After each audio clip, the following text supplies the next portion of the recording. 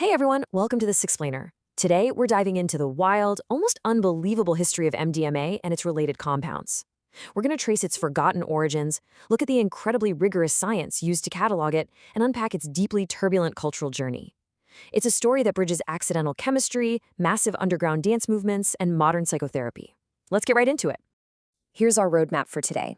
We'll be walking through this chronologically, starting with the forgotten origins, moving into Shulgin's famous index and scale, tracking the journey from the clinic to the club, covering the era of prohibition and tragedy, and finally looking at today's therapeutic renaissance. So, part one, the forgotten origins. It's pretty common to assume these compounds were cooked up in some 1960s counterculture lab, right? But the actual timeline is way older. Back in 1910, German chemists synthesized a compound called MDA, and just 2 years later, in 1912, the pharmaceutical giant Merck synthesized MDMA. But get this, they weren't trying to make a psychoactive drug at all. They literally just made it as a chemical stepping stone while trying to invent a blood clotting agent.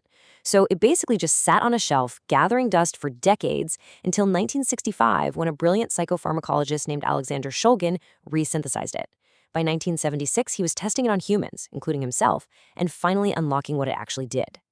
But before MDMA really took the spotlight, that older sibling I mentioned, MDA, it had a wild history of its own.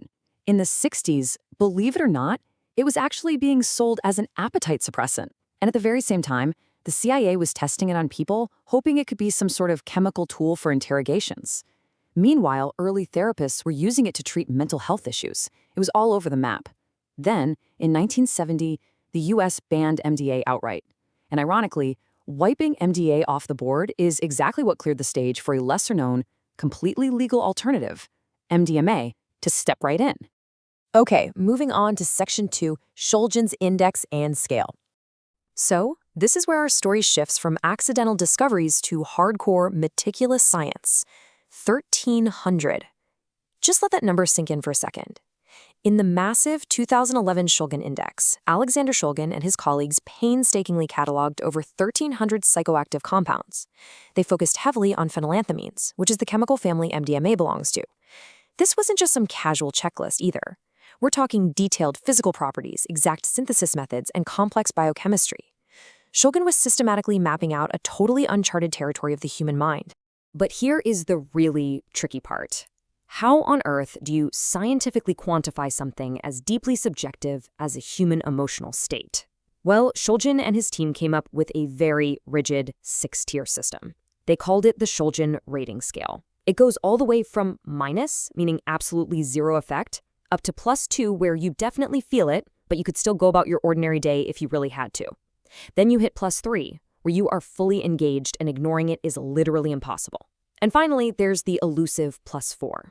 This isn't just about the drug hitting harder. It's described as a rare, transcendent, almost religious state of bliss. He essentially found a way to put scientific guardrails around the completely ineffable.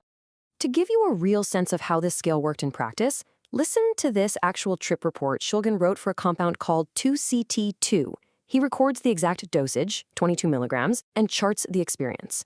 A slow onset, very vivid fantasy images, eyes closed. Acute diarrhea at about the 4th hour. Then, right after logging that rather unglamorous side effect, he writes, erotic lovely, good material for unknown number of possible uses. And he wraps it up just like a true scientist, better try 20 milligrams next time. It perfectly highlights his required discipline, precise chemical naming, accurate dosages, and incredibly descriptive narratives. Which brings us to Section 3, from clinic to club. By the late 70s and 80s, the trajectory of MDMA split into two totally different worlds. On the clinical side, you had psychologist Leo Zeff. After Shulgin introduces him to MDMA, Zeff quietly starts calling it Adam because he felt it brought patients back to a state of primordial innocence. He ends up training about 150 therapists, and they treat thousands of clients, all completely under the radar. But on the flip side, in the recreational world, a former theology student named Michael Clegg tries this Adam, has a profound experience, and just decides to mass produce it. Clegg starts open commercial distribution, literally selling MDMA across the bar at the famous Texas Stark nightclub. And from those Texas clubs, the spread was rapid and fascinating. It got picked up by Sannyasins, followers of the spiritual leader Osho, who used it in their practices. These global travelers then took the drug to international hotspots, places like Goa in India and the island of Ibiza in Spain. And it was that explosion of popularity in Ibiza that directly triggered the 1988 Second Summer of Love over in the UK. Almost overnight, MDMA became completely intertwined with the rise of acid house music and underground warehouse raves. It absolutely altered electronic music culture forever. All right, Section 4, Prohibition and Tragedy.